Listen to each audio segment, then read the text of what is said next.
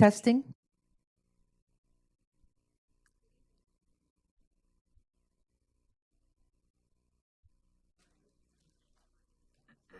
Good evening. This is the Buena Park Candidates Night. My name is Fran Shermette. I'm the president of the League of Women Voters of North Orange County. We serve 8 cities. Buena Park is one of our cities. So we welcome you this evening. We ask that you would turn off all electronic devices. The city of Buena Park is filming live tonight.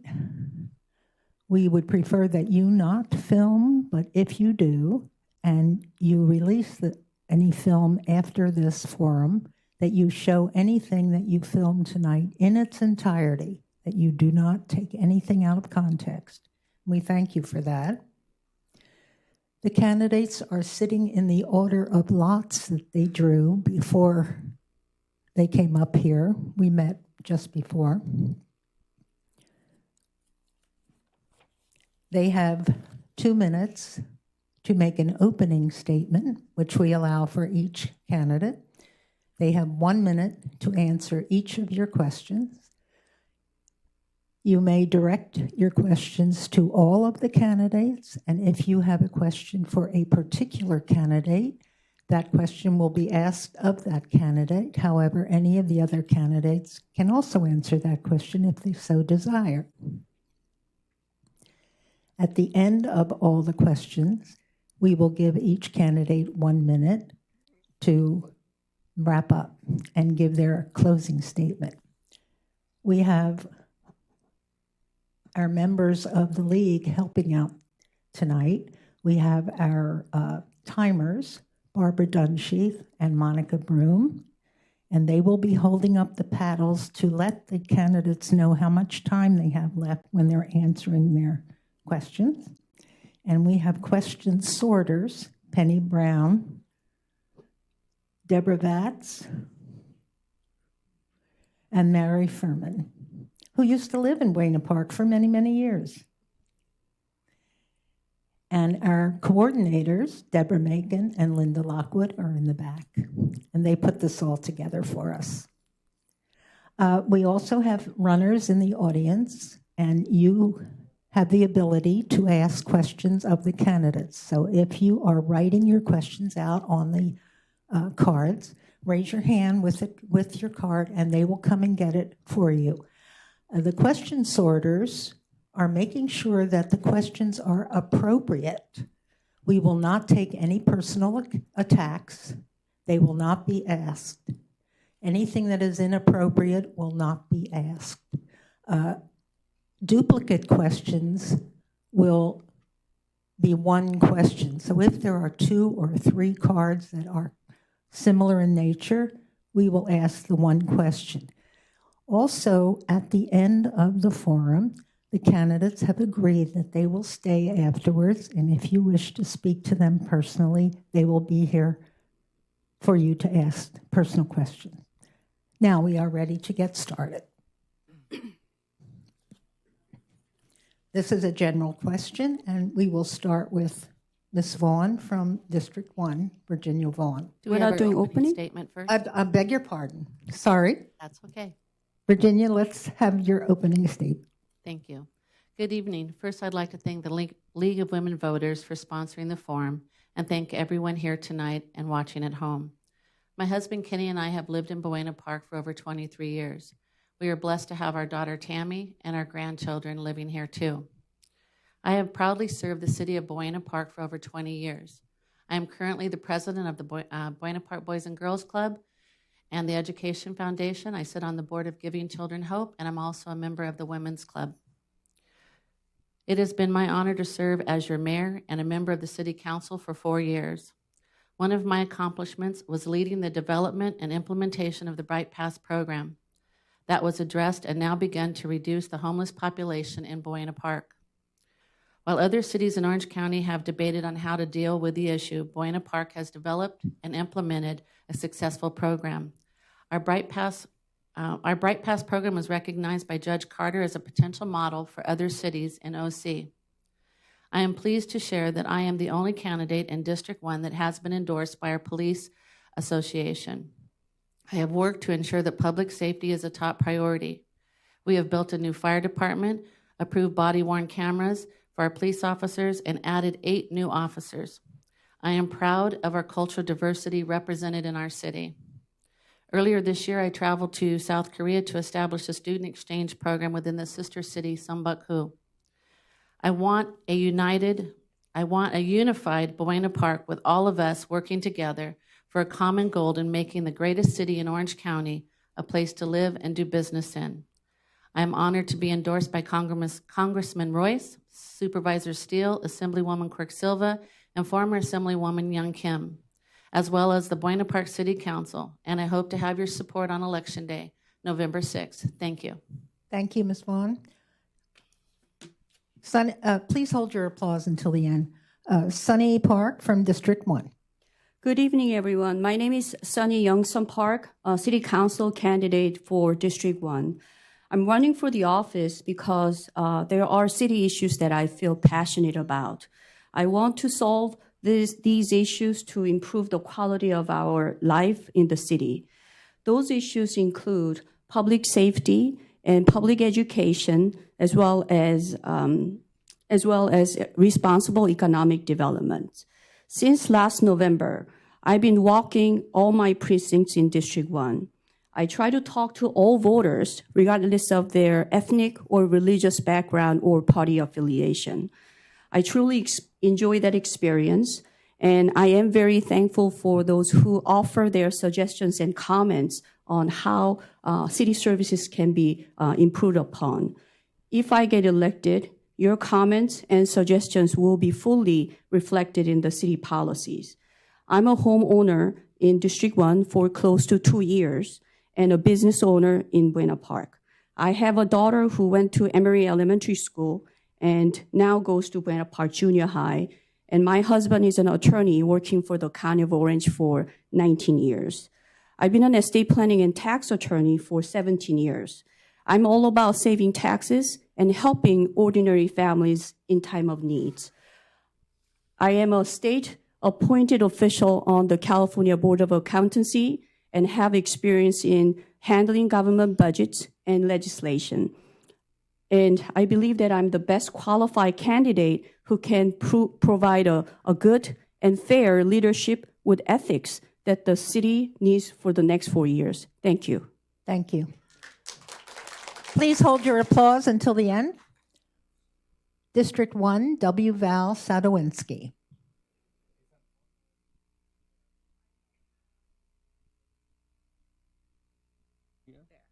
Okay. It's an honor to be here tonight. My neighbors know me as Dr. Val. My name is Valdemar Sadowinski. My family has lived in Buena Park for 43 years.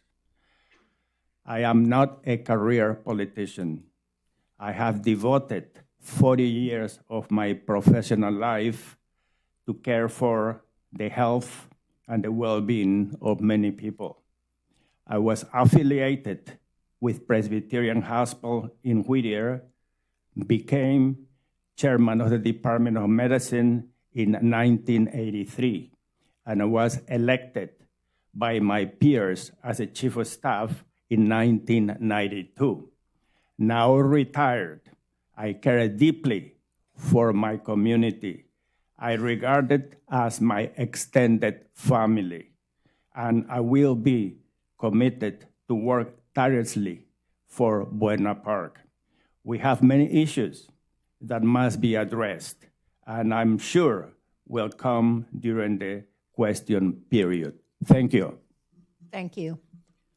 District 2, Elizabeth Beth Swift.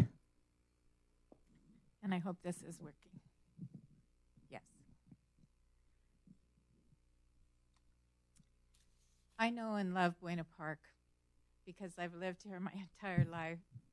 I've also worked here. I was a teacher for 21 years, and 15 of those years were spent at Buena Park High School, where I did just about every job a teacher can do, other duties as assigned, as they say. I have been on the city council now for 8 years. I would like to spend the next 4 years on the city council if you will vote for me. I've represented Buena Park on the Orange County Fire Authority Board the entire time I've been on city council. And last year I was privileged to be the chair of the board. And if you don't know the size of that board, it's every city that has OCFA in their city limits providing fire service. So that's 23 cities plus the unincorporated areas of Orange County. So we have a 25-member board. I introduced here in Buena Park, I introduced the Education Committee concept, which has met for 5 years now. It's brought together city officials, school district superintendents, the police, the Chamber of Commerce, the library staff. The result, we have better communication and better schools because of that, safer ones too. I pushed for Buena Park Police Department to go for the CALIA accreditation, which is considered the gold standard in police services. And we were able to achieve that. It was a 3-year process, and I appreciate all the efforts the police department put in to get that. Since I campaigned for my first election, I've been talking about we need more recreational opportunities in Buena Park. We don't have enough parks, and we don't have enough trees for that matter. So we do now have another area that we can use for recreation. We call it the Silverado Trail. It's underneath the Edison wires. I'll talk about more things with the questions. Thank you. Thank you. District 2, Ian J. McDonald. Good evening, League of Women Voters, ladies and gentlemen. Homelessness, parking congestion, increasing utility rates. These are some of the main issues that I heard while walking door to door every day to every household in our district. I walked to demonstrate my dedication to building a brighter future for the people of Buena Park. And I listened, which is why over 500 of our neighbors now have my yard sign in their lawns. As your council member, I will collaborate with apartment owners to alleviate parking congestion by installing car lifts. I will stand up for residents when utility rates are being considered, because we shouldn't have to pay any more in taxes or fees. And I will work with regional authorities and nonprofits to help get our homeless veterans, families, and those suffering from mental illness off the streets and toward resources they need, so that the safety of our parks and neighborhoods can be restored. I know there is much at stake in this election. This election will decide whether you want to allow the status quo to continue or believe we can do better. As vice chair of our school district's bond oversight committee and on the board of directors for a local nonprofit, I supported construction projects and other agreements that kept jobs in our community. I volunteered with the Orange County Transportation Authority, where I worked directly with department heads to address transportation issues affecting seniors and youth. I volunteer at Chalk Children's in the emergency department and have direct work experience with children on the autism spectrum. I'm grateful to be endorsed by many Buena Park residents, our Orange County Fire Authority, council members, and school district trustees. I'm running for Buena Park City Council because we deserve a positive and effective representative who will address the needs of our diverse neighborhoods, and I'm ready to bring this leadership to City Hall. My name is Ian J. McDonald, and I humbly ask for your vote on November 6th. Thank you. District 2, Mr. J. Chung. Good evening, ladies and gentlemen. I would like to thank the League of Women Voters for hosting this forum.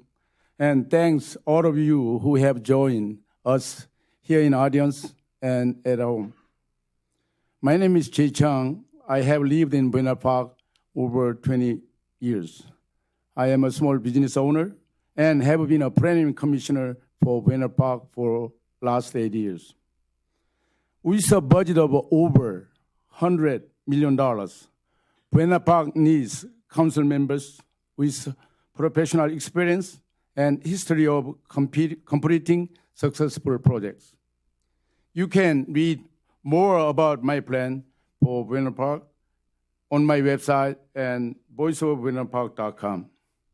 Experience, commitment, and the leadership value that I have demonstrated as a planning commissioner.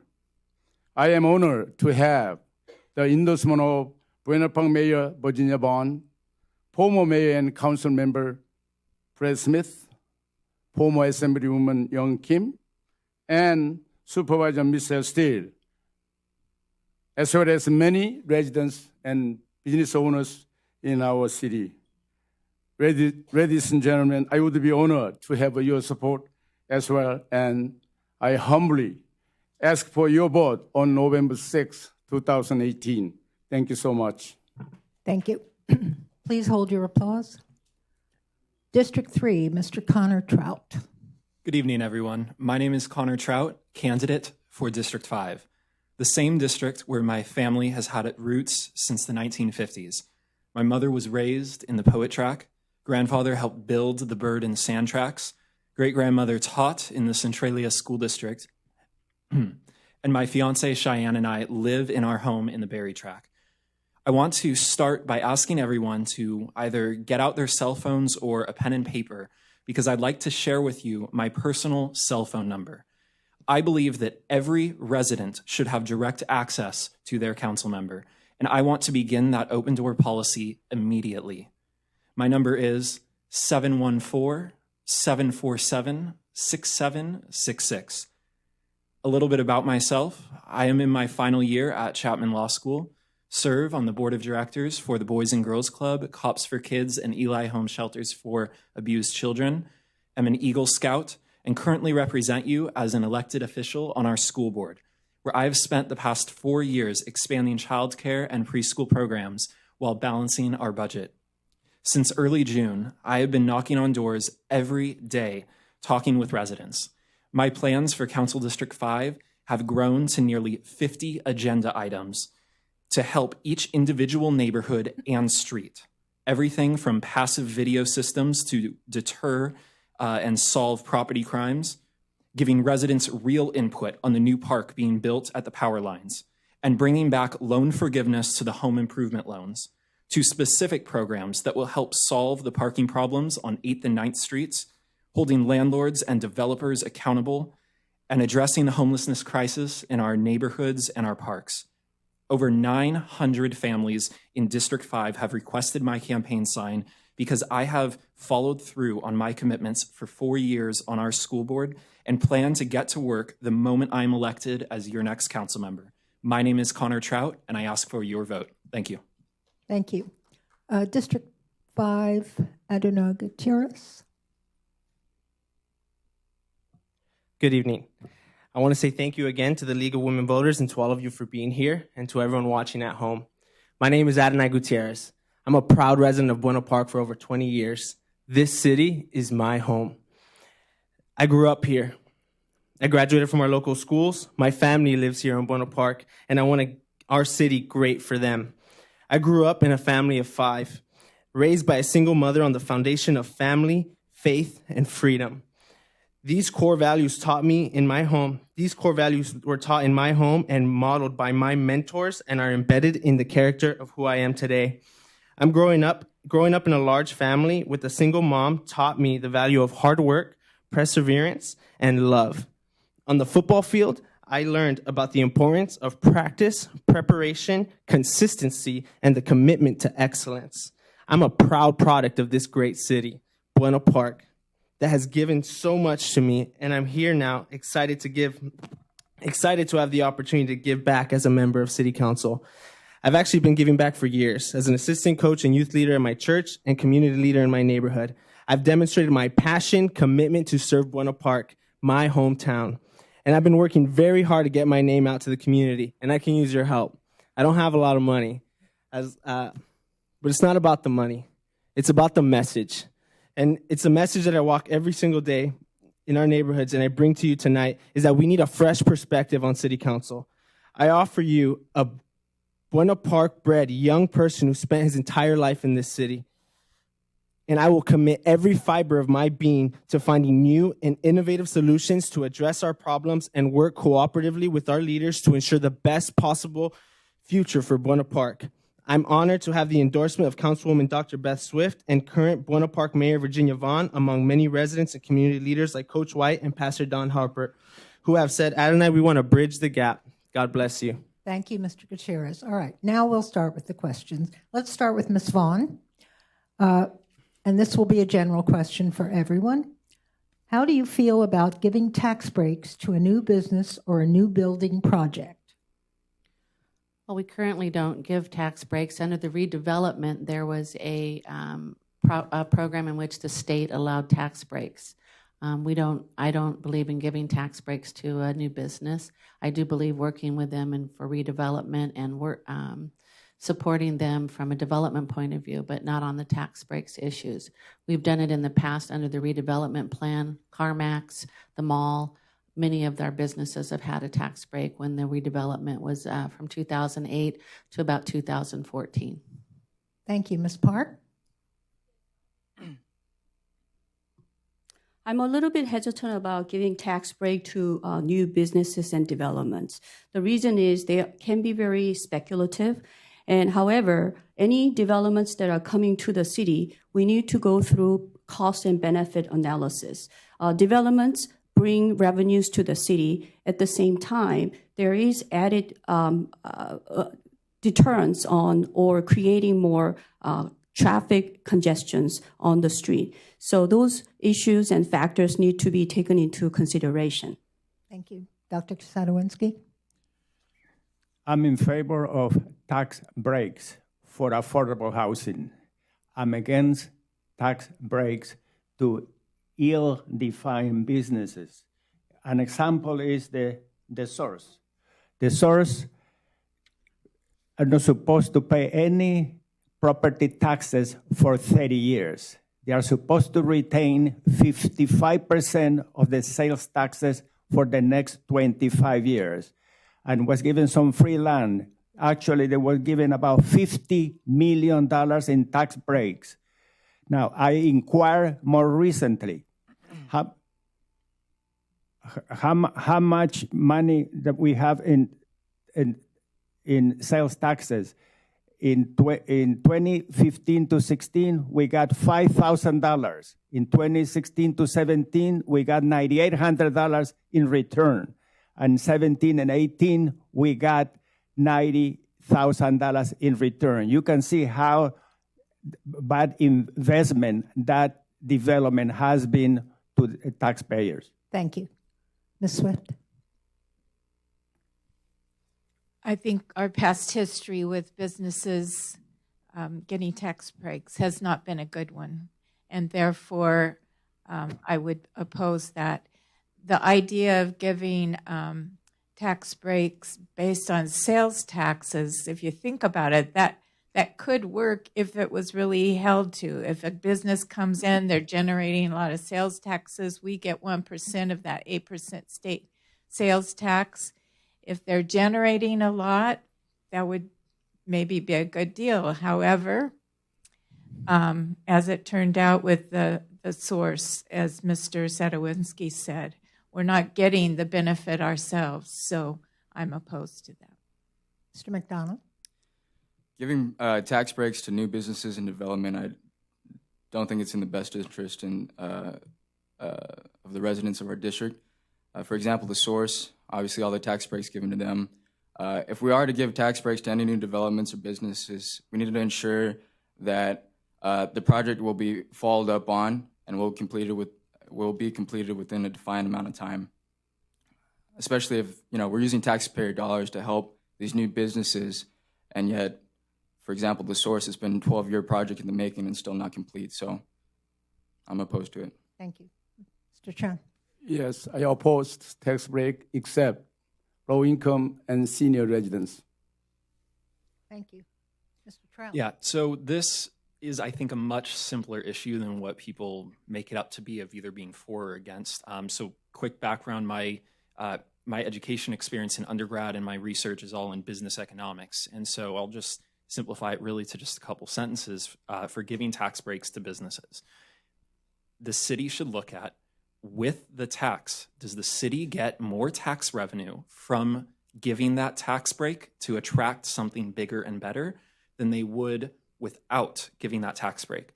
And from what I've noticed, almost never do those types of tax breaks on a city level results in the return that you're seeking to get in revenues for the city. So with that said, in almost every single circumstance I've seen on the local level, I completely oppose those types of tax breaks. Mr. Gutierrez. I would oppose tax breaks. I just want to put a hold to see. First, we want to find out what the development's goal is in our city. And again, we want to see the bigger picture of our city. We want to hold on tax breaks and make sure that everybody follows along with everybody else. Just like everyone, we want to make sure every person is following the same process as everybody else. We want to hold on tax breaks. All right. Next question, we'll start with Ms. Park. What have you done to ensure accountability and transparency of the City Council? What do you think is needed to improve the accountability and transparency of the City Council? These are going to the issue of conflict of interest. As an attorney, I am very keen to declare a conflict of interest situation if I get to serve on the City Council. For instance, if there is a new development or any economic development project proposed to the city, and if I have received any contribution or any gifts from that particular developer, then I will declare a conflict of interest and then recuse myself from voting or participating in the discussion. And these are very fundamental transparency, accountability, any local or any state, any county government should adhere to. Thank you. Dr. Sanders-Winsky. Regarding accountability and transparency, I've been very inquisitive, requesting information from the City Council and through the City Clerk. And I've noticed more recently there is some semblance of transparency, accountability. Oftentimes, I've had requested records, and on one occasion, I requested documentation about affordable housing, and the response was a CD with 800 pages. I have requested other information about the money's expenditure and the salaries. And of course, that's available in the internet. But on the other hand, many other information that I have requested in the past, I'm referred to an internet page with about 300 pages. So I think we need to pursue that issue of transparency, accountability. Thank you, Ms. Swift. I think it's very important for the City Council to be very transparent and accountable to people. They are accountable to the voters. The transparency part, I think it's important for our City Council meetings, the entire meetings, to be held in this room with the council sitting at the dais, with the recording going. We currently have a recess so that people can get a quick dinner, and then we reconvene down the hallway. Well, it makes it seem as if that's a more closed-off meeting, and up until recently, that wasn't filmed. But we need to stay here. We need to do all our business in front of the people who have elected us. Mr. McDonald. So I've attended pretty much practically every council meeting so far, and what I've seen from the council is, well, one issue that I noticed was that when we talk about city-owned properties, there's actually not a list for the public to be aware of. And I think that's just one small issue of transparency with the city government that we have to fix. I've met with city staff members and spoken to them on their opinions regarding what they think could be improved with the city and what issues they think are best because they work with the city daily. And so I have a better understanding, I think, of some of the issues that we face and what we can do better to be more transparent to the public and to be held accountable to our residents. Mr. Chung? Well, I don't think this issue will pop out because our city government has pretty much has a good job and accountability and transparency because we, tape the record. Mr. Trout? Yeah, so 4 items that I actually want to do to work on and change in the city on this item. One of them is that I've worked on the school board is that I personally believe no council member sitting up here should participate in votes when they have received substantial campaign contributions from a certain developer or certain interest group. Simple as that, we should pass that in this city. Second, Elected officials, I think, should be held to the same standards with regard to complaints like sexual harassment that are received to the public. Currently, they are not. And the Centralia School District was the first elected body in Orange County to implement those standards.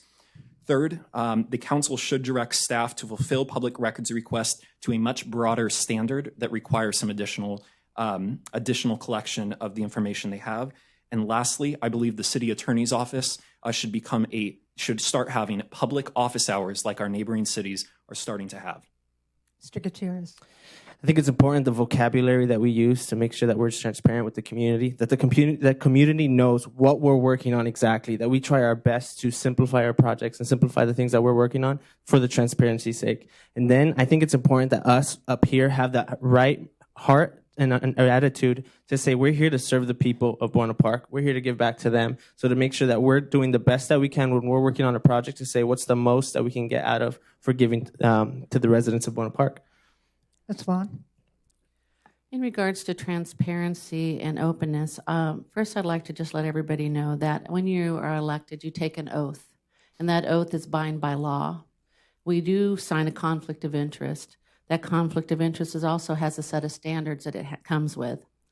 Regarding the sexual harassment and things like that, we are held to the same law as anybody else in California, on the council, or in the residence.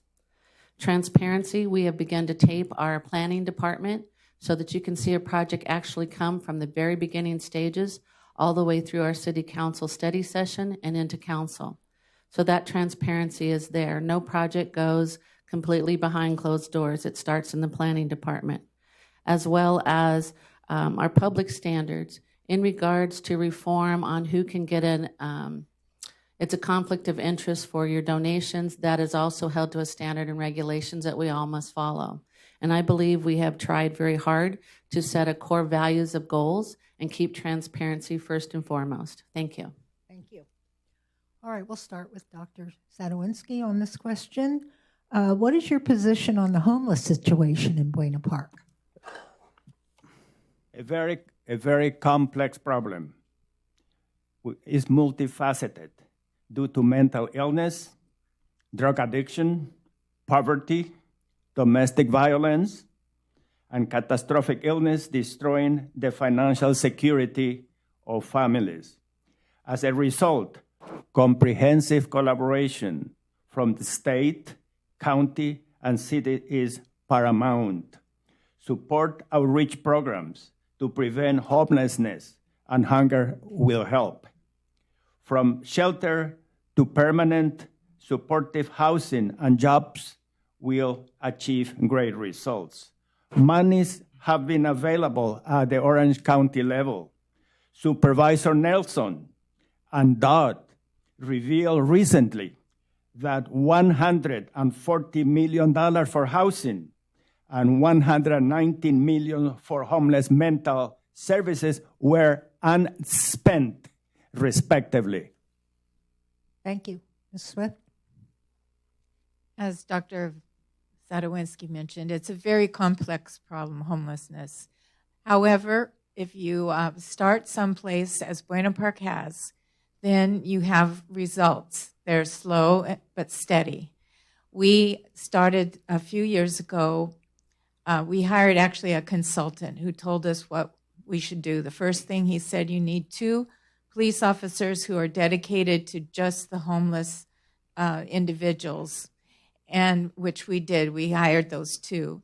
Secondly, he said, hire a company or an agency that will do the outreach for you, which we did, CityNet, who also works for the county and Anaheim and a few other cities.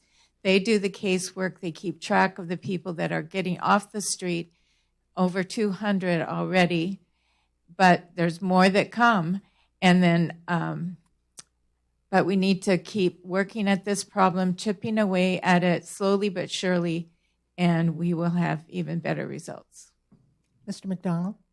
Yeah, so for the homeless issue, obviously in my district, it's been a huge issue walking door to door. Residents are concerned. You know, they see transients walking down the street close to their homes, sometimes in their backyards, the ones living close to the freeways. And so this is a serious issue that needs to be addressed further. And even though the council does have, or the the city does have a Bright Paths program that kind of tries to address this issue. I think we can do better. And so one way that I think we can do that is I want to make sure that we work with the county to get that money, the funding from the state, to establish a shelter in our more industrial area next to all the packaging facilities, because this isn't close to any schools, this isn't close to any homes, and we'll be able to work with nonprofits and other organizations with the county that will be able to help our homeless veterans, help our homeless children and families. And I think we have to look at the other issue on why homelessness has become such an issue too, and I think that's because of affordable housing, which is something that we must address too. Thank you. Mr. Chung? Yes, homelessness issue is very important issue. It impacts property values, safety, and our quality of the life. I am very pleased with the positive result the Bright Paths program has had in reducing the number of the homeless in Buena Park. I would support and continue to work which these experts are doing to address these issues. Thank you. Mr. Trout? Yeah, so let's set aside what the city's doing currently, which is the Bright Paths program, very successful. The 2 police officers, very successful. And talk about what we can actually do next with the county funds that are available for us to apply for. The first one is an invite-only shelter services center. I want to see our city start to partner with the neighboring cities around us before Judge Carter, a federal judge, requires us to do something that we don't want to do. We don't want to put a shelter next to schools or right next to homes, but we got to step up and help the people that are in our own neighborhood and work on that crisis. The second one is to expand a program that we already have. It's a surveillance program along Beach Boulevard that the council recently implemented. I'd rather see those types of cameras near the parks where they turn on at night and they have a small speaker in them. This is a program another city has.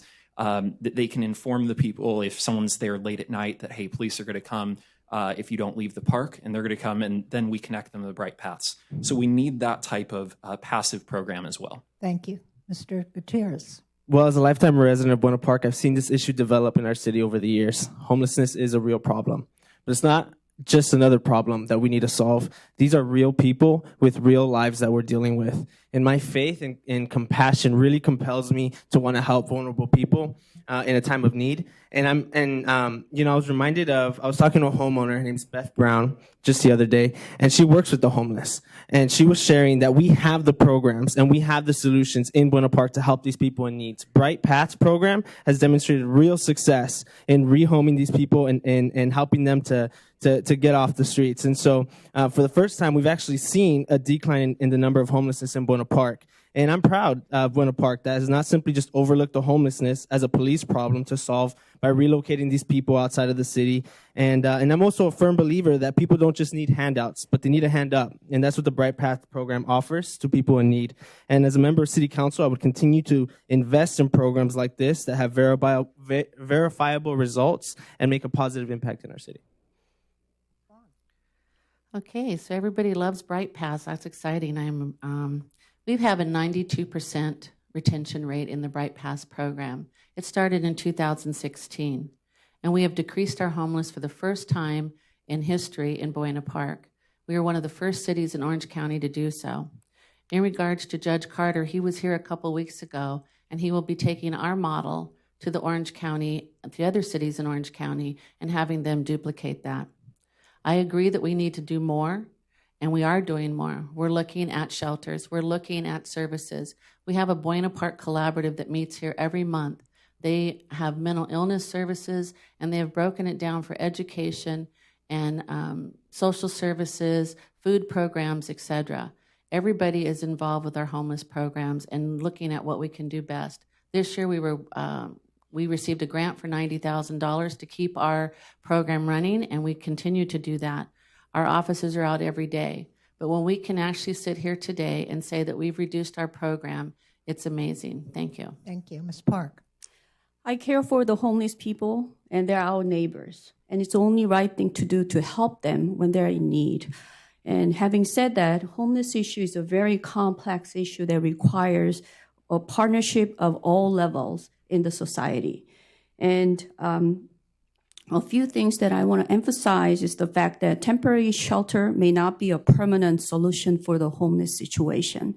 And there is some discussion about wraparound service with a permanent housing, and that can be looked at as an option to solve the homeless issue. Also, in solving the homeless issue, we must involve the residents via community seminars and properly noticed hearing. Because I think that their quality of life will be also affected, and they should be an active participant in solving these issues. I hope to work with all interested parties in this matter if I get elected. Thank you. Thank you. Let's start with this one with Ms. Swift. What is your position on the marijuana dispensary in Buena Park, on a marijuana dispensary in Buena Park? Well, I'm completely opposed to that. I think it provides a very negative model and statement to our young people. Having worked with high schoolers for 21 years as a teacher, I saw some students who got involved in drugs, and it did nothing good for them. And I just can't understand anyone wanting a dispensary here. Thank you. Mr. McDonald? Regarding the dispensary, so dispensaries are basically places where the marijuana isn't sold there. As far as I'm aware, the marijuana is distributed to other, or actually, there was a proposal to have a distribution center, and that's what I was speaking about. But for a dispensary, I'm not in favor of marijuana, but I do believe that having a dispensary would bring a lot of tax revenue into our city, especially with the recent state law that was passed, and it could actually benefit the residents of the city.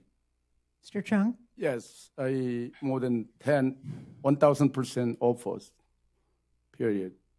I'm against, to set up the dispensary in this city. Mr. Trout? Yeah, very clear cut on this. Distribution, yes, I fully support that. Dispensary, no, I do not. So the difference, distribution, we get the large amount of tax revenue from the sales to other dispensaries that are in neighboring cities. People who need medical marijuana for their medicine, they have places nearby in Santa Ana. They have places that deliver. I think that demand is already covered, and it would bring nothing positive to our neighborhood to have those dispensaries.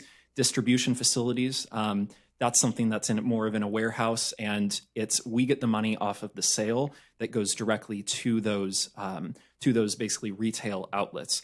I think those are a huge benefit for the city because the tax revenue is just off the charts, and it doesn't bring the unwanted results that we see from cities that legalize dispensaries.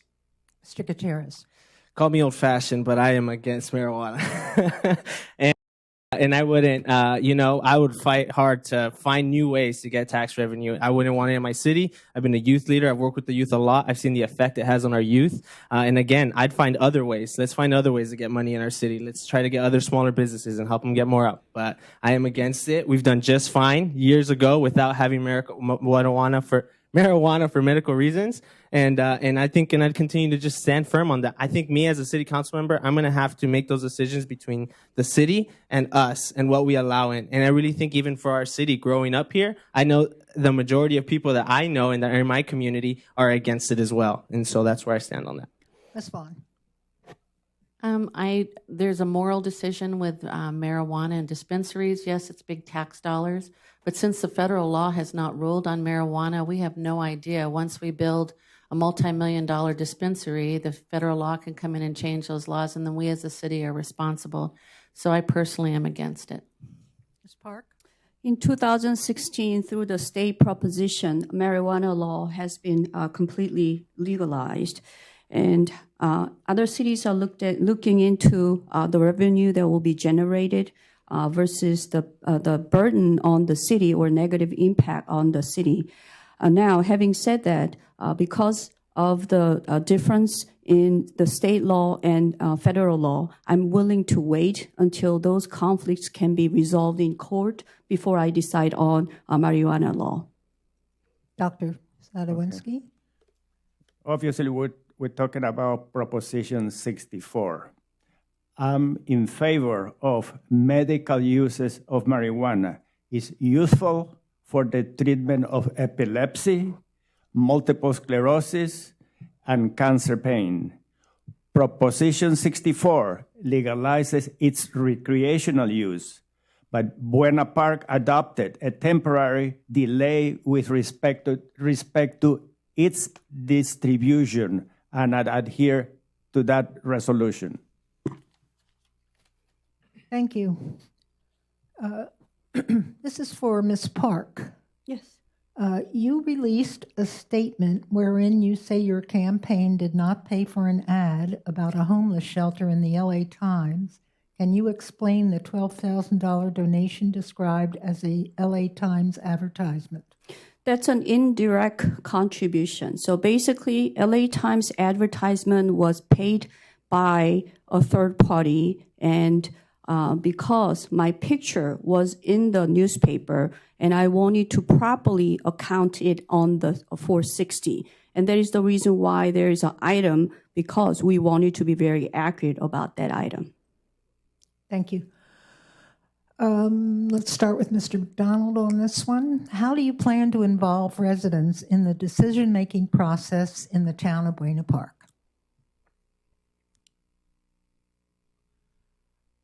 So I think so far what the city's done has been good at having open study sessions. Obviously, by state law, that's required. And members of the public are free to come to council meetings, free to come to study sessions, and speak to the council members regarding their opinions on different issues. To get more people involved, I think we can work with our local schools and collaborate with our commissions, as I've already met with a lot of the commissioners, to develop kind of like a youth program. So we get students involved early. They stay out of gangs. They're involved in city government, and different programs like that that will give students something to do after school. I think would be a good start for our community. Mr. Chung, I didn't understand your question. Would you please? how would you involve the residents of the city in decision-making? Oh, well, this is there is two ways they're gonna come to our meeting, or this is my idea. If I elected, I'm gonna call for the township meeting once every quarter.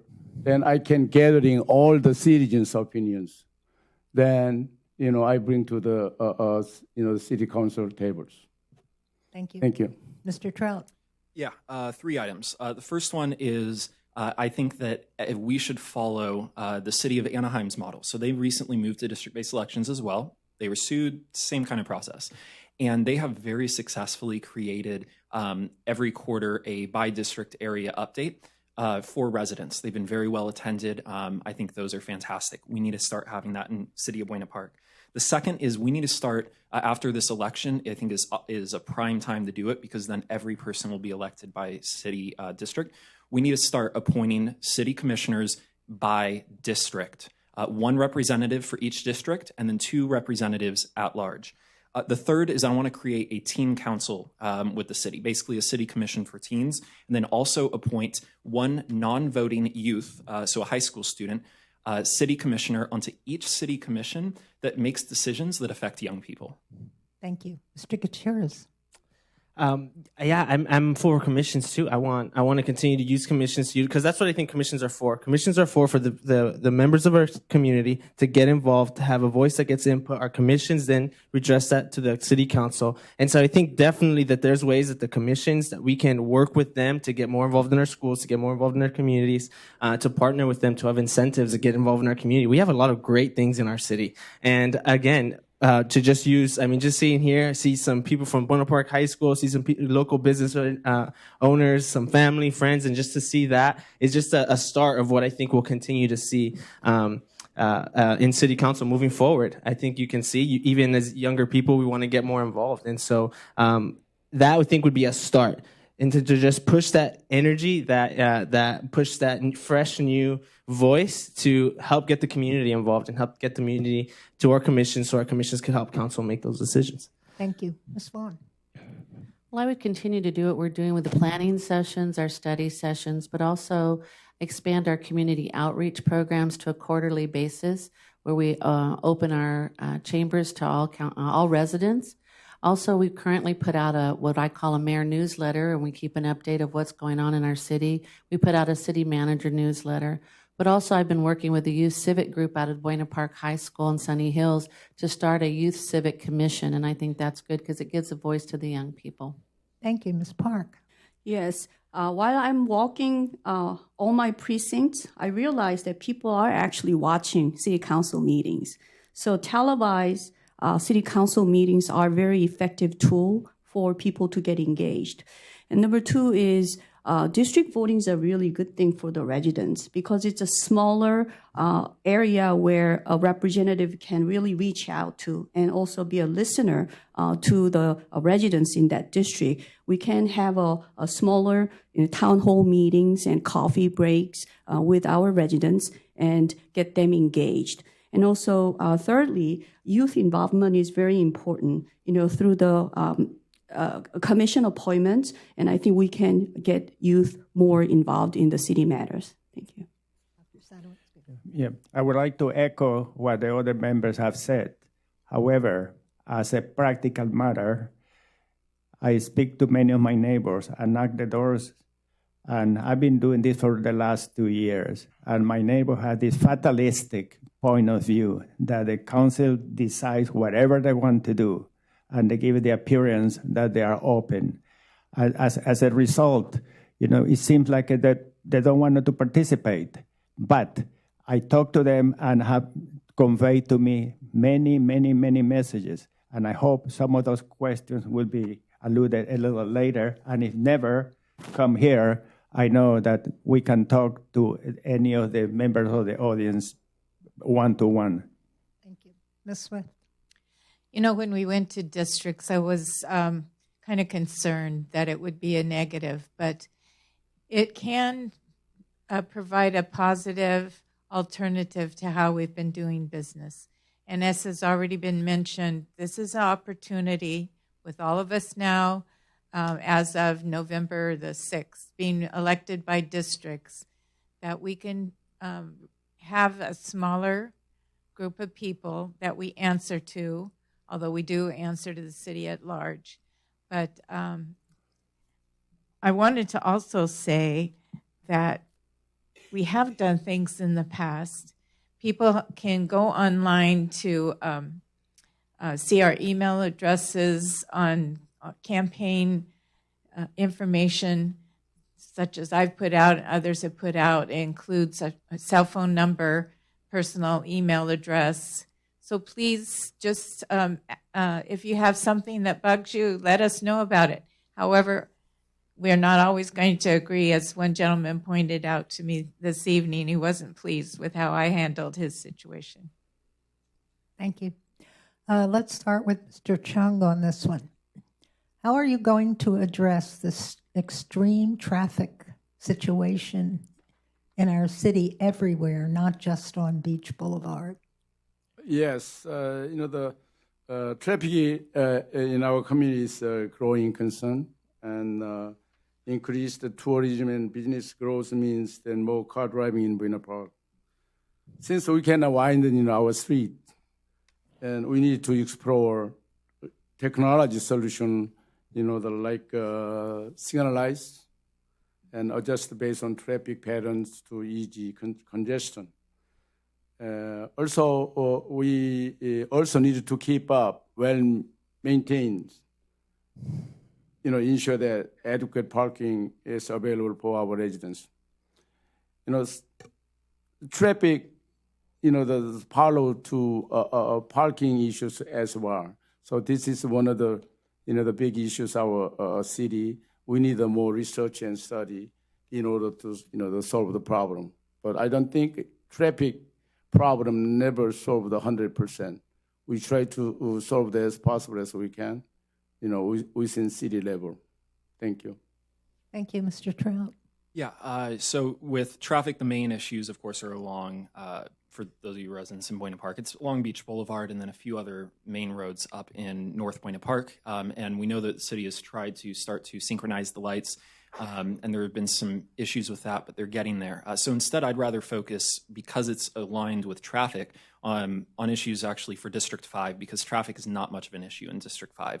What is parking. Along 8th and 9th Street, we need real solutions on that for everything from parking lifts to also amending our rules on parking permits. It's not fair for residents in apartments when all the streets around them have parking permits. They're now forced to walk a mile to get home.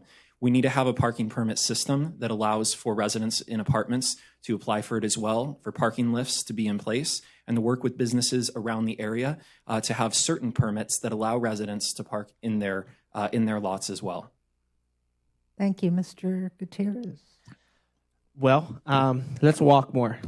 No, I'm joking. I just I live in 8th Street, and I actually walked yesterday because I did park my car like down the other street and had to walk to my apartment. And it's something that I really think it's just it's an issue that as we move forward, we're gonna have newer cars, right? We all buy a car, we all want to get a new car. Everyone here probably has a car who's of age and able to, So it's just one of those things that we need to look at and say, okay, how can we as a community be able to, with one another as a community, because we know each other, we know our neighbors and such, realize, hey, let's make smarter decisions as we move forward. Let's not necessarily spend on getting that new car. And just using my platform to say, hey, look, we're a community where we promote public safety. We want you to feel safe when you're walking home. We want you to feel safe going to our, our venues and our entertainment corridors. And I think really the Beach Boulevard, we're kind of creating that a little bit. We're creating it. We want it to be a place where you can walk to medieval times and then you can go to Portos, and enjoy that. So that's my answer. Sorry. Ms. Vaughn? In regards to Beach Boulevard, the traffic is not only because of our corridor, and we are looking at a transit system within the Beach Boulevard, we also have growth beyond Beach Boulevard down in La Habra. If you will go beyond Imperial, you will see over 8,000 homes and condos that have been built in the last 10 years. Being the center of the Southland, they can enter the 91 and the 5 freeway right here on Beach Boulevard in our city. So it's not all coming from our city. However, we are doing a major traffic study to look at how we can divert traffic, what are the better ways to synchronize traffic, and also look at additional transit in our city. Ms. Park? I think what each city has traffic problems, and what is the complexity to City of Buena Park is the fact that Beach Boulevard is a state highway. So we need a better working relationship with the state. And also the second thing is we need a thorough review of traffic study. And the third thing is we need a better coordination of traffic lights. And also when we approve or disapprove our new development, and we need to be very mindful about the traffic impact on beach and other streets in Buena Park. Thank you. The traffic is an unsolvable problem. And partly is because of all the development going around. And for instance, that development on the beach and Malvern, where is go by the name of the village circle, is very crowded. Just to cite how bad the traffic is, Beach Boulevard is a state highway. A study conducted in 2013 revealed that the number of cars through that intersection was 63,000, and Caltrans consider that a failure of the highway. Now, secondly, in 2017, another traffic study was conducted, and now we have 83,000 cars a day. So what's the solution? It's very impractical. Do we want to make a subway? Do we want to widen Beach Boulevard and have 4 lanes on each side? It's very impractical. Thank you, Ms. Swift. I agree that it seems to be an unsolvable problem because we all love cars, don't we? I just sold 2 cars, so I had 3 cars for just myself driving. So we don't need extra cars, except that car dealers in our city bring in a lot of tax revenue. So not that everybody buys their cars right here, but it is a very difficult problem. We have tried our best to synchronize signals. Sometimes, though, on Beach Boulevard, driving from, let's say, the beach cities here, I've noticed the synchronization isn't working so well. So we need to make sure that that is in operation. And then again, with OCTA, they do allow cities such as La Habra to have special buses, shuttles, and possibly shuttling people from different areas to Knott's Berry Farm and other attractions may help a little bit with traffic. Thank you. Mr. McDonald? So parking is a big issue in my district, and traffic congestion, obviously, it's a big issue all across the state. Working with the Orange County Transportation Authority, I was given a perspective on a lot of what members of the public don't normally see regarding traffic issues. And so one way that I think we can help mitigate this issue is working with OCTA to implement more bus stops closer to apartment areas, because a lot of, I've been walking door to door, and I've met with apartment complex residents, and a lot of times they have to walk at least a mile to go, or 2 miles to go to the nearest bus stop. And so, they buy a car, which leads to more congestion on the streets, which is why we also have to work with our apartment complex owners to implement car lifts to alleviate a lot of the congestion that we have on our streets. Thank you. Mr. Trout, let's start with you on this question. What is your position on a monument or street designation based on a particular ethnic or religious group? Oh, so this is directly in relation to there's a Korean business monument proposal for an area in North Buena Park where it's a certain intersection where about 90% of the businesses there are Korean-owned businesses.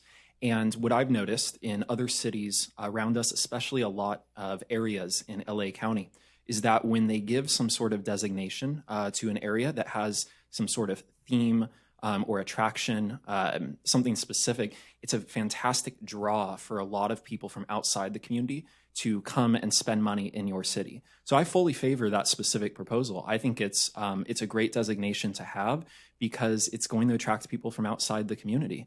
And it already reflects the businesses that are there. So it doesn't really do anything different other than give that area a great identity. Mr. Gutierrez. Can you repeat the question, please? What is your position on a monument or street designation based on a particular ethnic or religious group? So a monument? Or a street designation. A monument or a street designation. Based on? A religious or ethnic group. Well, because you see, that was tough for me to even understand that question. So to be able to answer it, I want us to make sure that we're always equal across the board, always. So, if someone's going to come and say, we want to do this because of ethnicity or we want to do this because of a religion, I think you're walking on thin ice when you're there. You're always going to find some other ethnicity, some other group who's going to get, hey, what about us? What about us? And so I think it is important to make sure, okay, well, what does the community look like in that area of that city? If we're going to make these decisions, if they're more ethnically one way or another. And that's when we open up City Hall to say, okay, hey, we're going to open up a monument based on this ethnicity. If you live in that area, come on by, tell us what you think. And then we have to make, a choice between two, the better of two evils, whether we're going to offend or hurt one or another. So just want to make sure we always stay equal across the board. But we invite, members of the community to say, okay, you live here. This is in the process of being done. So what do you think? Thank you. Ms. Vaughn? I'm against any monument or any type of sign that we need to put up to divide people. We're a city of Americans. There are many, many different cultures here. We have 22 different languages spoken in our city. And we don't need to recognize one particular area over another. As far as draw to our city, it's the tourism that draws to our city, not monuments. Thank you. Ms. Park? Let's look at other cities. City of Garden Grove has a monument recognizing a Vietnamese young singer who died young on Beach Boulevard. City of Anaheim recently had a similar issue. In our city, a senator proposed to have a monument on Beach Boulevard to recognize the contribution made by a certain group. I think diversity is a good thing. And recognizing people's hard work is also a good thing, as long as there is no racially motivated intent behind it. And we will stay as a united community. Thank you. Thank you.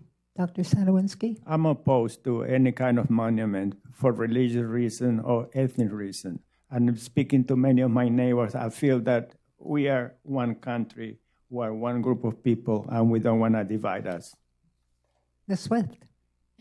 In 2013, when I was mayor, I met with a group of Korean businessmen who were talking about the idea of calling the North Buena Park area, I forget what they wanted it called, but Koreatown or something like that. And I said, no, since 1887, we have been Buena Park. We are still Buena Park.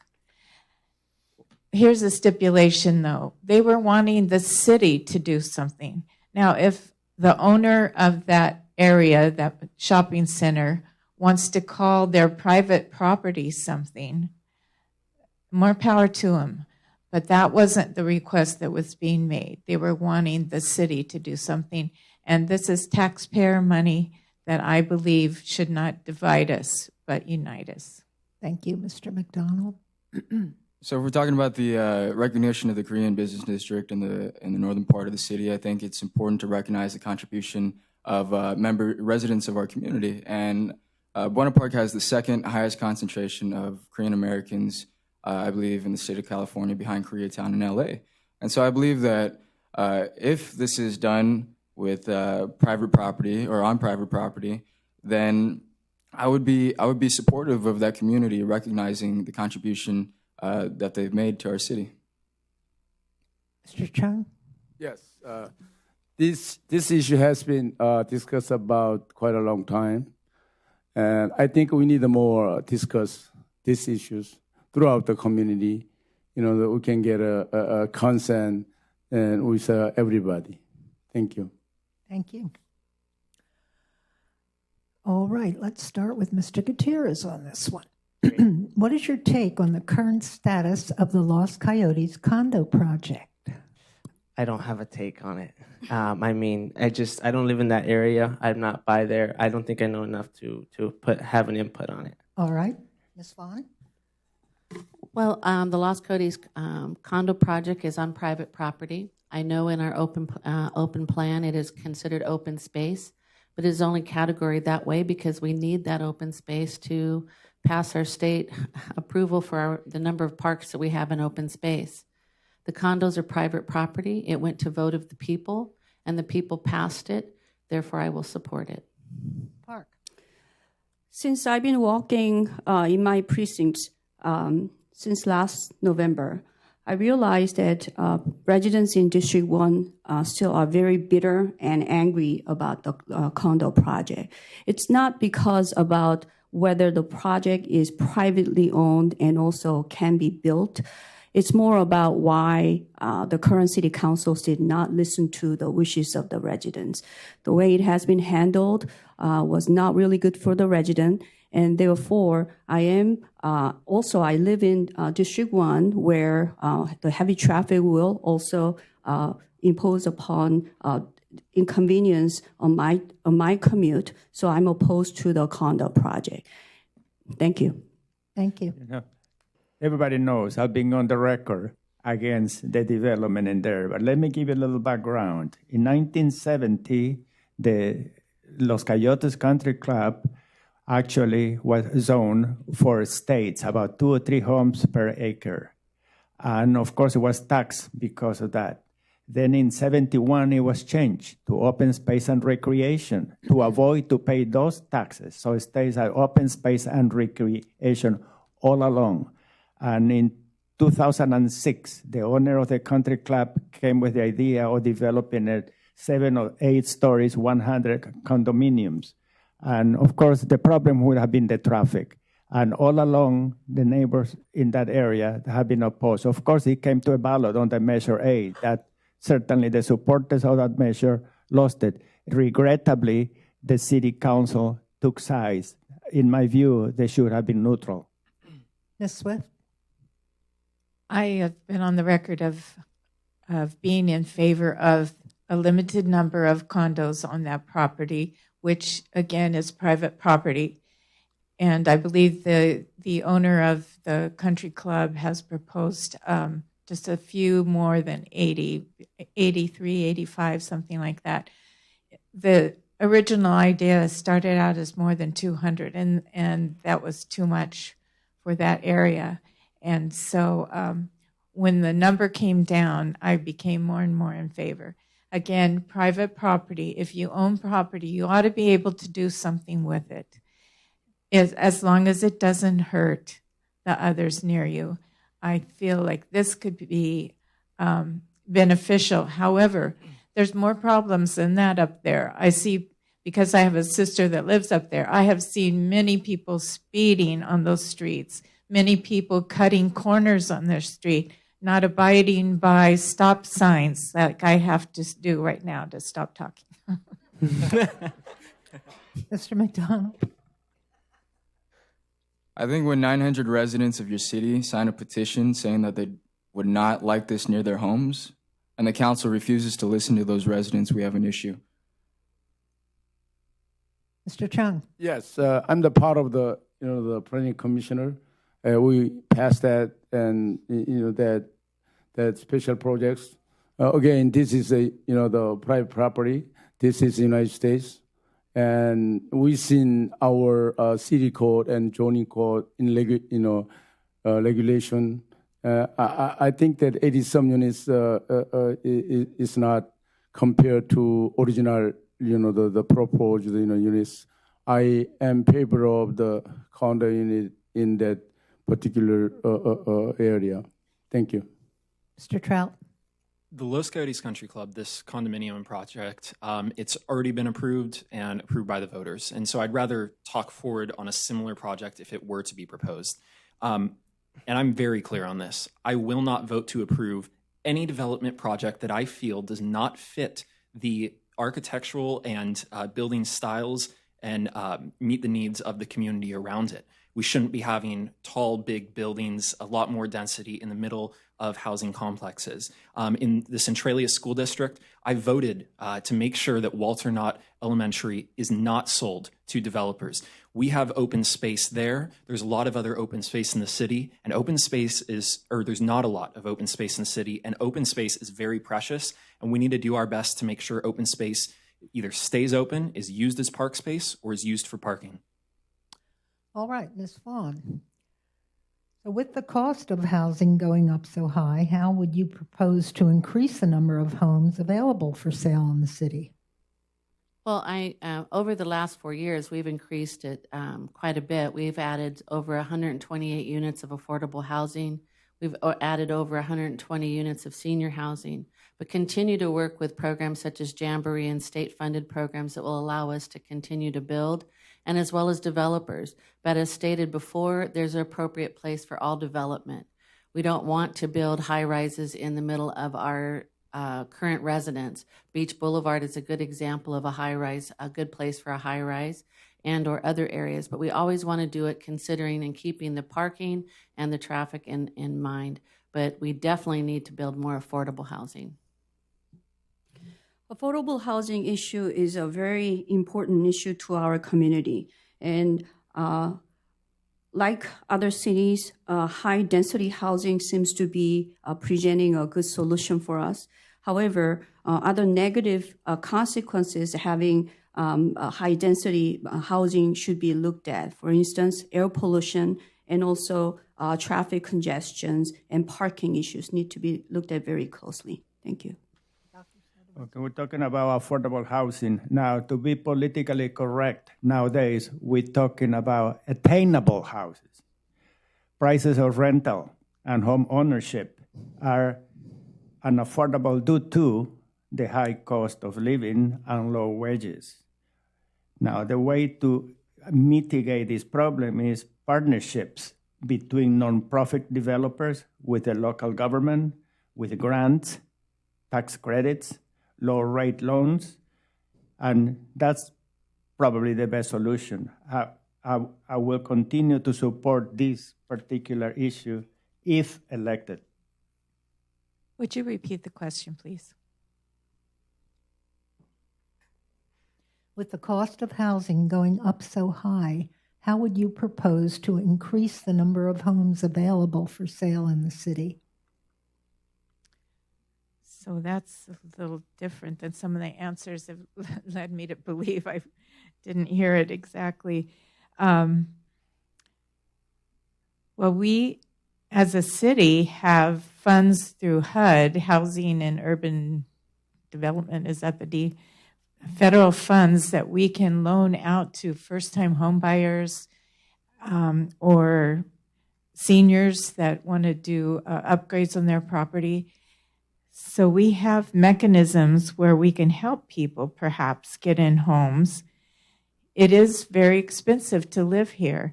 And so we have also partnered with Jamboree Housing to build 2 housing areas in Buena Park. So I like to do things like that with a company that has a good track record of building affordable units for people.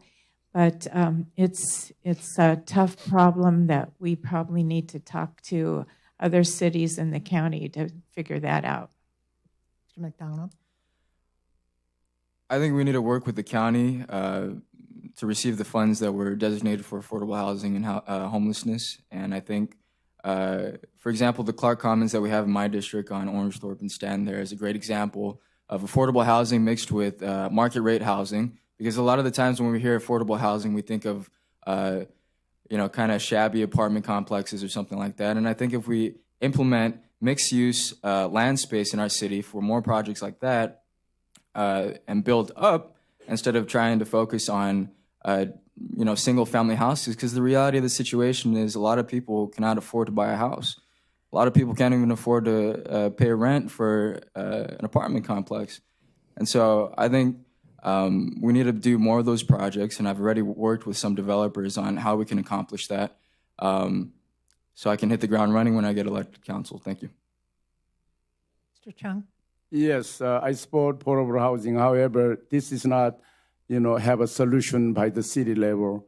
We have to cooperate with the county or state, to get a fund. Thank you. Mr. Trout? So on this item, I'm going to tail off Ian McDonald because Ian McDonald and I have already begun meeting with state legislators and developers to discuss specifically the vision for where we can have affordable housing and where it can help improve our city. And I will be very specific. Sears is a perfect location, that entire property, for a development that can have trendy retail downstairs and affordable housing and permanent supportive housing upstairs. There's also talks that we've begun with a few other groups that would like to have, that can have their office space there, including Knott's, and so Knott's can expand internally. This vision that I have for what to do with right next to the Buena Park Mall, I think would spur the economy there, would answer the call to make sure that if you were born in the city and raised here, you should be able to afford a house or afford an apartment here. I look forward, if I'm elected, to implementing that solution here in our city with that specific property. Gutierrez? Repeat the question one more time for me, please.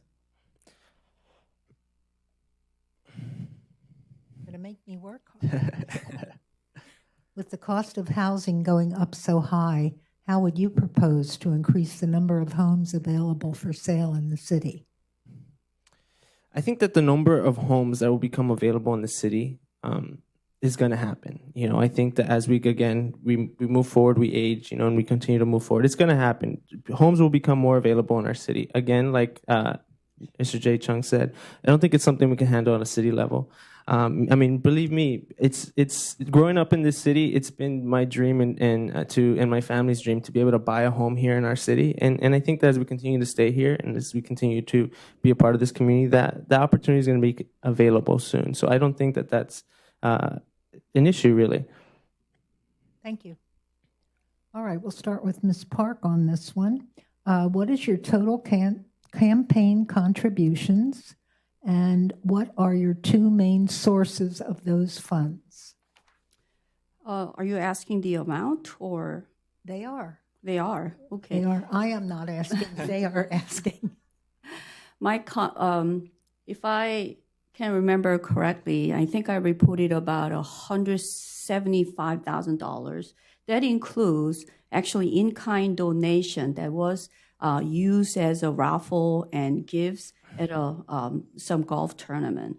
And the main sources of my my donors, I have over several hundreds of individual donors who are actually my former clients. And I have a strong relationship with my former clients. I have done their living trust and wills, and they are now retiree, and they want to see me going into the politics, and that's why they're contributing it to me. But they have nothing to do with, most of them do not have any interest in business interest in Buena Park. Thank you. You know, I'm very fortunate. I've been able to finance my campaign, and my total expenditures will be $11,500. Some of my neighbors have suggested maybe they can give you $5, $20, $100, and I said I want to keep the things very simple because I'm my own treasurer. I don't want to feel too many items in the form for 60. Now, talking about campaign contributions, naturally, they're all legal. But if you ask me, how do I feel about contribution? I would, if I had the authority, I would put a limit, no more than $100 per individual. Ms. Swift. Well, I've almost completely self-funded my campaign. I have contributed to myself $5,900, and I got a $500 contribution from Mark Cudler, who owns the large sign there by the side of the 5 freeway. And I got a contribution from one other person. I'm sorry, I can't think of who. Mr. McDonald. You need the actual amount, right? Or that's what they're asking. So I've raised about $10,000, and I'm proud to have a majority. All of my money has come from working class residents, from construction and trades unions, as well as labor unions, and just friends and family and neighbors donating to my campaign. Just been walking door to door, and some people are just happy to contribute online as well. Mr. Chung. Yes, I have raised a little over $50,000 for my campaign. Most of my donation come in from local residents and business, and who had a confidence in my business experience and proven record of the service to our community as a planning commission for last 8 years. In addition, I heavily involved the community service, so-called Korean American Federation of the USA. So some of the members from other states contributes my campaign fund as well. Thank you. Thank you. Mr. Trout. Yeah, I've raised a little over $40,000 for my campaign, and the contributions have ranged between $5 and $1,500. And they are mainly either Buena Park residents or local personal injury attorneys, because that's what my family's law firm is, personal injury. So it's a lot of basically family friends from growing up. And so I guess I'll use this as a chance to say that one of the proposals that I plan to make if I'm elected to city council before the next election is that we begin having campaign contribution limits in the city of Buena Park. Mr. Gutierrez. Man, mine's a little low.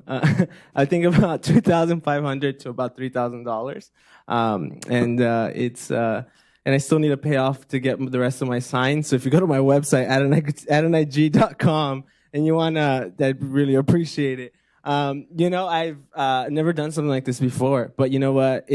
I'm so proud to sit up here today, to see my mom sitting across from me, who's made contributions to me, to believe in me, my family here. Reverend Lou, who's made a contribution to our campaign as well. My sister, her friends who have helped us walk. I mean, it's an honor of my life to be here and represent them. And so, it's not about the money; it's about the message. And so, thank you, Ms. Vaughn. I've raised about $54,000. I started out with $10,000 of my own money. I've received money from friends, family, and residents, some businesses, the police association, and a couple PACs. Okay. Dr. Sadowinski, we'll start with you. If elected, what one specific thing or project do you want to accomplish in your term? Number one, create economic prosperity by attracting and encouraging business with good paying jobs. And second, well-planned developments, since overdevelopment has negatively impacted our community of quality of life by the increased traffic and reduced parking. Thank you. Ms. Swift. Would you please repeat? Well, I guess this would be more for the challengers than the incumbents, but you may want to address this. If re-elected, what one specific thing would you hope to accomplish in your next term? Well, I hope that we beautify this city. Because I've lived here all my life, I've seen that we've done things in a utilitarian way. So we have parks that look nice because the trees are old and spreading out, but we don't do much to beautify the city or give creative insight to the parks. We need to inspire the area. We need to talk about our history, talk about how to grow, but also value the history. I don't know. I'm just, I guess, a little frustrated that I've been on the city council and I've seen the city council vote for a 10-story hotel, 16-story condo on the corner of the beach in Melrose, and do other things that will not contribute in a positive way, but will just take down the city further. Thank you. Mr. McDonald. So one of the main goals I plan to accomplish on the council, first off, is addressing our unfunded pension liability. It's not a glamorous thing to discuss, but I think we need to start somewhere. I've actually already met with city staff, some of the main heads of city staff, to see how we can address this issue, because this is going to affect future generations of our city. And so if I want to be able to raise my family here, I want to make sure that our city is on a sound financial footing. Thank you. Mr. Chung. Yes, I do not have the much plan. However, city council position is to serve for the citizens, residents in the city of Buena Park, and I like to listen to them first. Therefore, soon as I elected, I'm going to divide by 6 townships in my district. I like to have a township meeting at least once every 6 months. I like to hear from them what they need. Then I can bring to the council tables. We can have many plans and dreams. However, I talked to the citizens. They are so frustrated because they do not, satisfy what the city government does. Thank you. Mr. Trout. Well, Ian stole my thunder on the pension liability, so I'll go to my second item that I'm going to be working on. I think we're in lockstep pretty well. Is a local hire agreement for all public works jobs or all public works construction projects that fall under that sphere, and also on other large developments that the city approves. Mainly because I think that if you are a developer in our city, you should put a focus on hiring people from our city to work on those jobs. We have made one of those agreements. I headed creating that agreement with the Centralia School District on a $49 million bond. Now we have 40% of our entire workforce on all of our bond construction projects of local hire. We've put so much focus into helping developers every single step of the way, giving them every delay that they want. But where is the help for the workers? I want to help the workers of Buena Park by creating a local hire agreement in Buena Park. Mr. Gutierrez. Definitely to learn and to give back. Again, I'm going to come in here. I'm going to learn as much as I can. I'm going to find ways to just continue to give back to our city.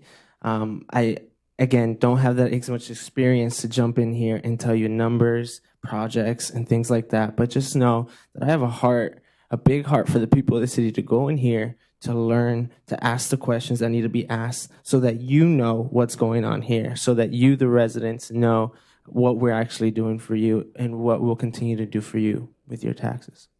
Ms. Vaughn.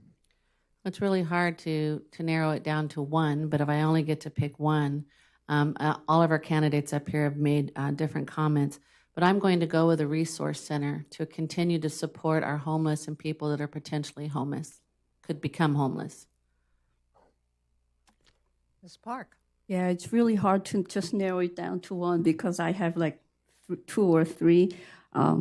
Having an emergency medical center at our city, and also, museum. But we have a butterfly museum is coming up, so it's out the door. But one thing that I want to tell you is being an estate planning attorney really gave me a generational perspective. I look at the seniors that we need to work with and make sure that they have a comfortable retirement. At the same time, I'm looking at the future generation to see if, how we can invest in their future. One thing, if I have to pick one project, then I'd like to make a 2-year or 4-year college in city of Buena Park. We are surrounded by really strong cities. And in order for us to keep our uniqueness as a city and keep our auto center and also hotel industry going, then I'd like to make a vocational school to support these industries. Thank you. Let's start with Mr. Gutierrez on this one. Great. Are you in support of Mike Huckabee being a speaker at the mayor's prayer breakfast? That's funny. Am I in support of Mike Huckabee? That's what they are asking. Are you in support? I've heard great things and only great things. And so off the great things that I've heard, I am in support of him coming over. I think he's done, again, I don't know a lot about him as much as I think I should. I think it's really cool that his daughter is Sarah Sanders, who's the press secretary for the President of the United States. And so I think that's really cool to have her father come to our city to talk and to share on faith. I think that's great. Mr. Trout. Where do I begin on this one? You have 1 minute. Yeah. So the purpose of the prayer breakfast throughout cities everywhere is to bring together communities. They're not meant to be divisive. They're meant to be diverse and supporting inclusiveness and the messages of what the city is about and respecting everyone. To bring in someone that is so divisive, I don't care what party you are, I would say that on the other side of the aisle, you wouldn't want to bring in somebody that is a far leftist person in the same way that Mike Huckabee is on the far right and incredibly divisive. So it's not a partisan thing, it's a divisive thing. I absolutely do not support that decision. I think it was probably the worst decision the Mayor's Prayer Breakfast Committee has ever made, and I will not be attending this year. All right. Please hold your applause. Please hold your applause. Mr. Chung. Yes, I respect the decision of the Mayor Breakfast Committee. Thank you. Mr. McDonald. Please hold your applause. So I've spoken to residents about this issue, and a lot of people are not happy about it. I'm not too much of a fan of Mike Huckabee, and again, I do believe that a prayer breakfast should be inclusive of all residents of the city, regardless of your political standing. Ms. Swift. I am in favor of him coming to be our speaker. People don't realize that he has more than one dimension. He is a pastor. He was a pastor before he became a politician. He is a fabulous speaker. I've heard him before. I've met him personally. He's a very approachable guy. He will not bring division to the Mayor's Prayer Breakfast. He will be talking about faith and having faith in a leadership position, which is something we all need to hear about. We can all be leaders. We don't have to be elected people to be leaders. And you can exercise your faith we need to just quit thinking in such black and white terms. There's a way that we can listen to other people speak about faith, even though we may disagree with their politics. Thank you, Dr. Sadowinski. I have heard the two sides of the story, and we are a democracy, and I have no opinion. I leave that to the citizens. Thank you. Ms. Park. I made a public statement that I oppose to the invitation of Mike Huckabee to our city. It's because it doesn't reflect the value of Buena Park. We are one united community, and this is politically charged and intended choice. And not only a political intent behind it, what I'm more worried about is the fact that this particular charity is spending $22,000 to invite him to the city, as well as it has been alleged that you have to pay $2,500 just for photo opportunities. These are not the charitable activities. These are more intended to be a political activity. Thank you. Thank you. Ms. Vaughn. Please hold your applause. Well, since I sit on the Mayor Prayer Breakfast Committee, I can guarantee you that this had no political background whatsoever. Mr. Huckabee is an ordained minister, and we as a committee chose him. In regards to the $2,500, that is a sponsorship at a level. It is not to get a picture with Mr. Huckabee. Prayer is universal throughout the world, and it cannot be and should not ever be politicized. Everybody has a right to buy a ticket and attend this prayer breakfast or not, and that is our God-given right. Thank you.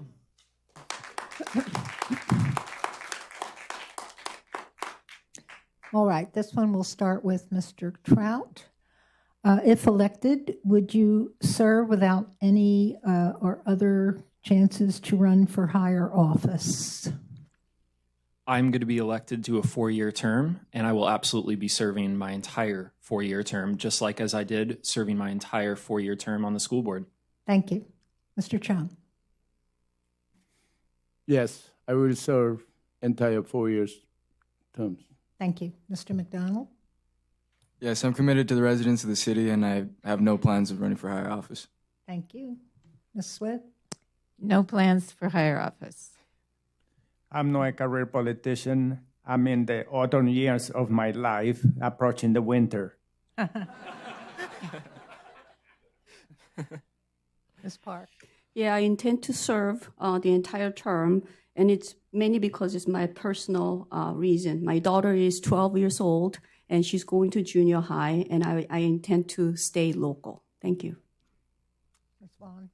I will stay local. And Mr. Gutierrez. I will stay local too. A couple of individual questions for Dr. Sadowinski. Have you had any other leadership roles in the past? Have you ever been elected or appointed to other positions of leadership? Well, as I mentioned during my introduction, I dedicated my entire life to medicine.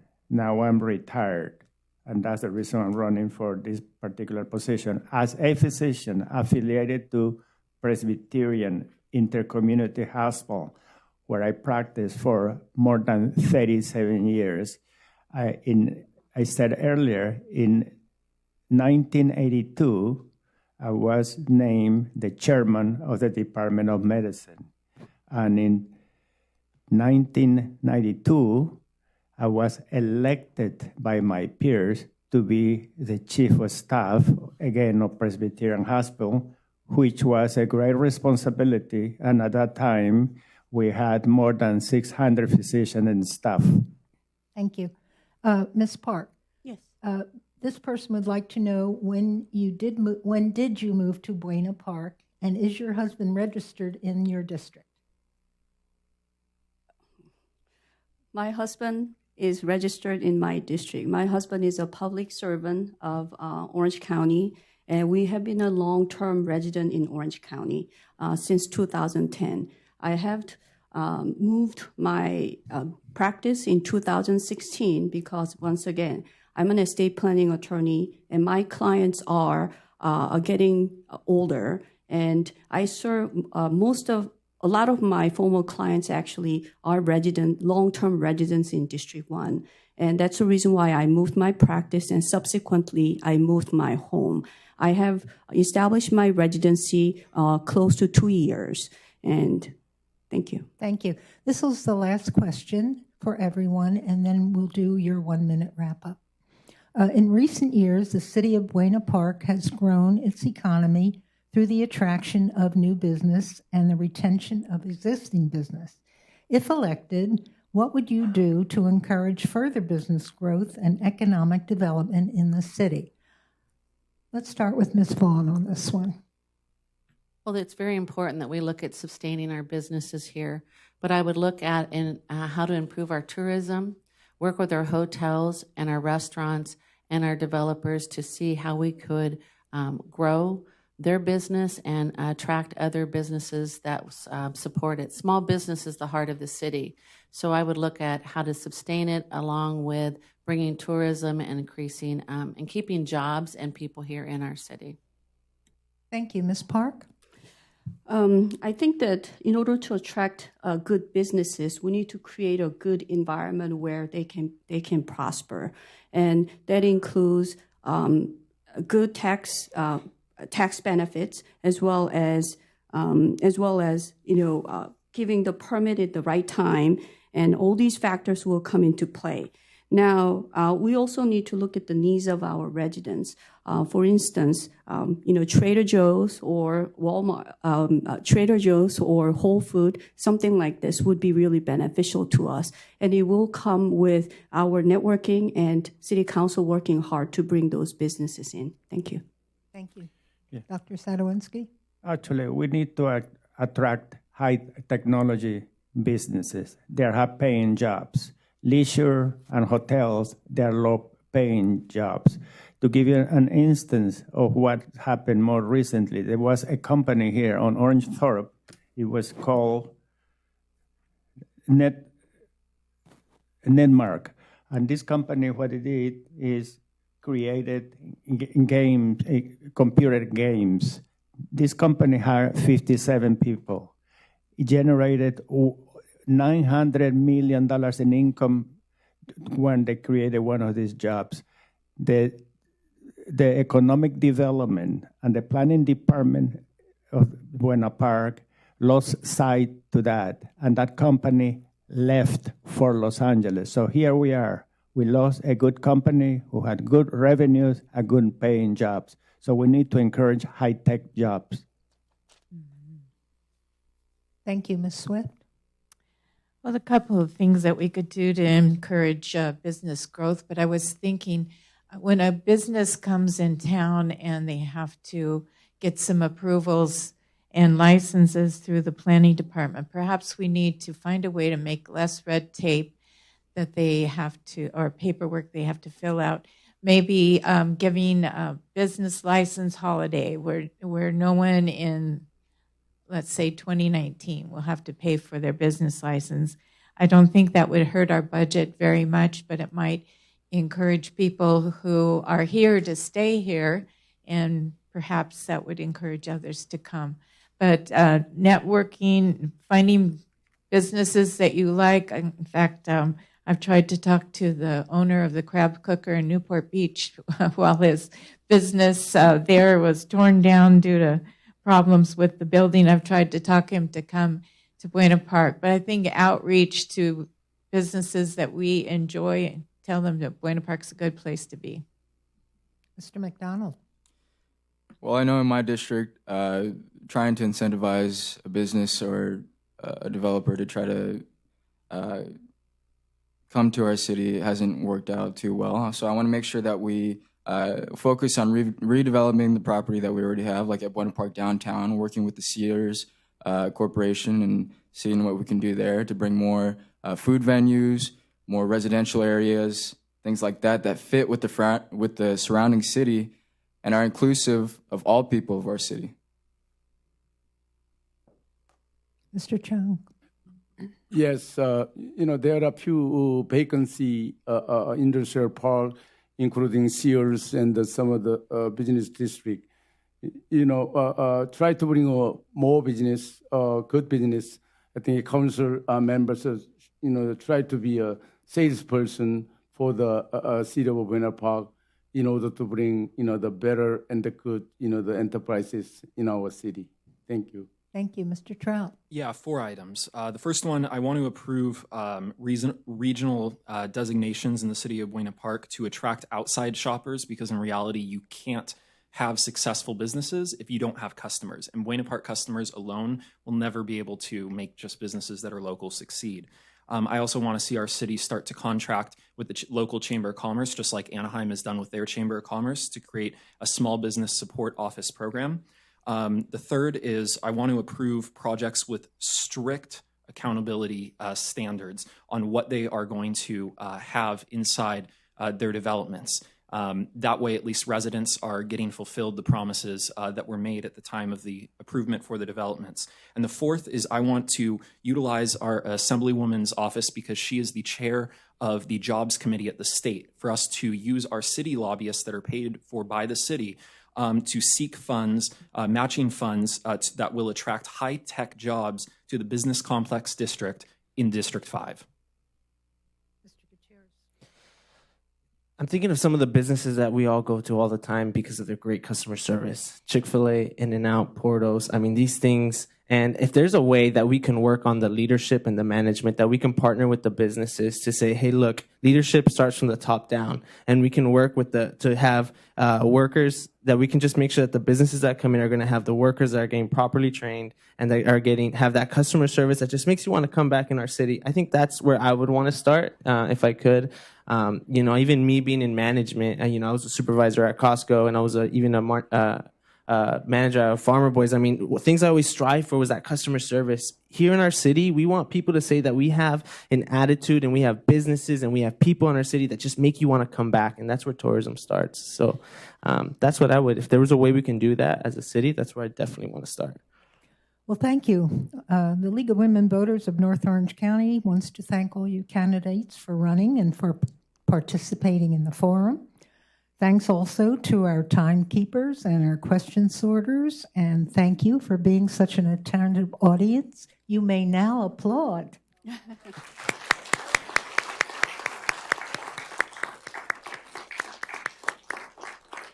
Again, I want to mention that if your question wasn't asked, although I think we did ask most of them or all of them, the candidates will be out in the lobby. You may check. Closing. That was their closing statement. I'm sorry.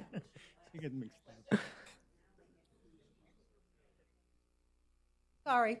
I did it in the beginning, and I did it in the end. I'll let you applaud again afterwards. Now you can make your closing statements.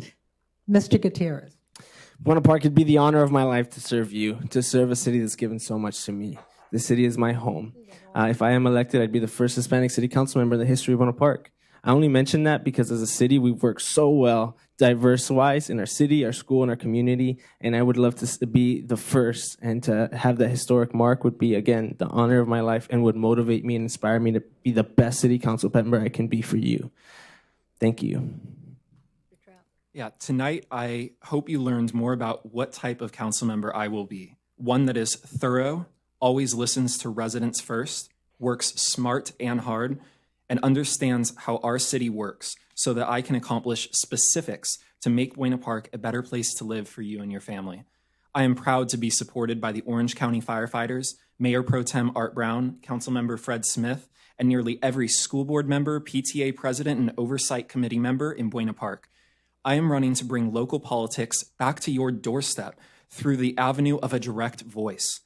A new generation of leadership is coming to City Hall, and I ask for you to join your neighbors who have trust in my work, ethic, plans, and leadership. My name is Connor Trout, and Council District 5, I ask for your vote. Thank you to the League of Women Voters for holding this forum, and I hope everyone has a wonderful rest of their evening.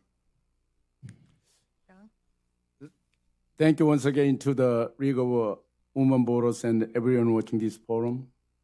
Over the past 20 years as a resident of the Buena Park, I have demonstrated my commitment to give back to our city as a community leaders, business owners, and planning commissioners. Buena Park needs experienced business professional with record of the proven success to manage the $112 million annual city budget. I am thankful to have the support of the community leaders like Buena Park Mayor Virginia Vaughn, Council Member Fred Smith, Assemblywoman Young Kim, and Supervisor Mr. Steele, who have competently endorsed my campaign for City Council. Ladies and gentlemen, I would like to honor to have your support as well, and I humbly ask for your vote on November 6, 2018. If you have any questions, would like to speak with me, my personal cell phone number is 714-448-7743. My website is voiceofbuenapark.com. Thank you. Sorry. Ladies and gentlemen, you've heard my specific plans to address homelessness, parking congestion, and increasing utility rates.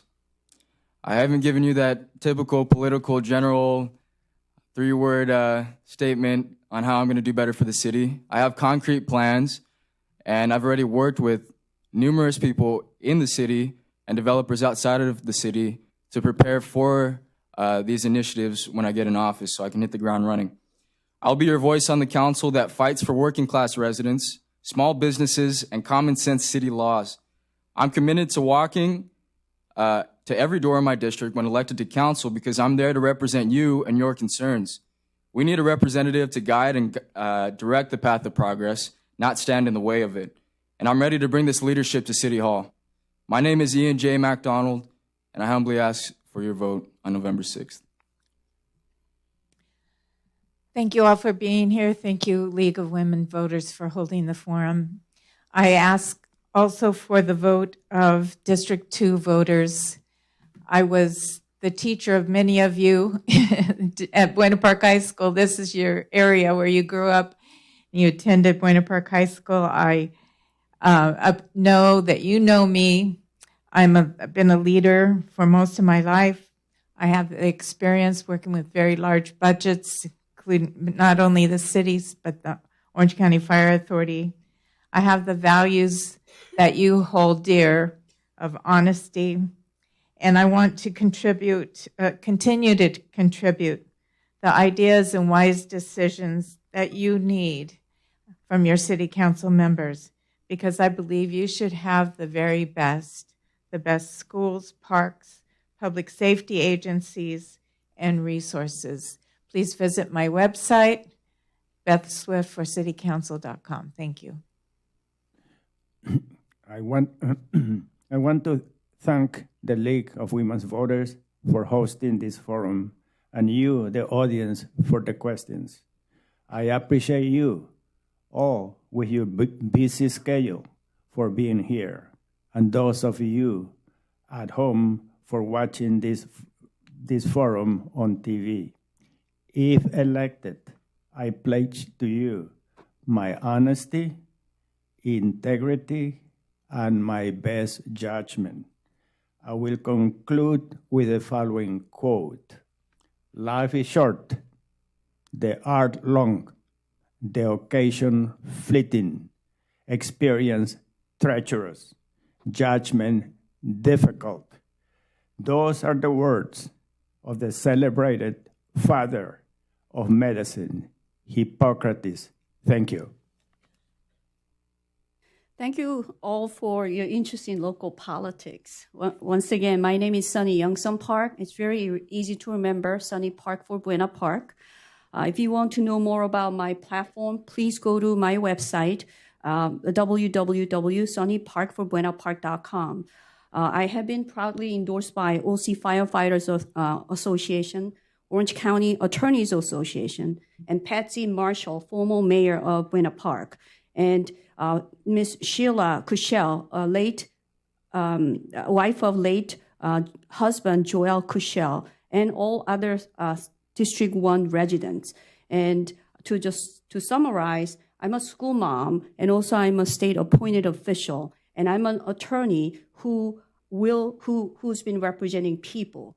If I get elected, I will represent you, not special interest group. I'm the first candidate on your ballot for District 1, and I humbly ask for your vote. Thank you. Thank you again to the League of Women Voters and for all of you here tonight. I would also like to acknowledge the candidates sitting up here who have sacrificed their time, talent, and treasures to get involved in the local politics. As a business owner, a community leader, and a current council member and the mayor, I am the only candidate in this election who has demonstrated experience, skills, and a track record of proven service to Buena Park. I will remain committed to ensuring the quality of life for all of our residents, from our children to our seniors. And I respectfully ask for your vote on November 6th. And my cell phone has been on my mayor card and my city council cards and will remain on my website. Thank you. Thank you, candidates. Thank you. We are adjourned.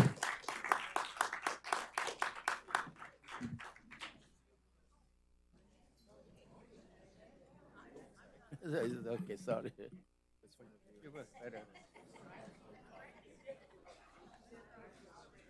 That was nice. It's kind of chilly up here. Is it always this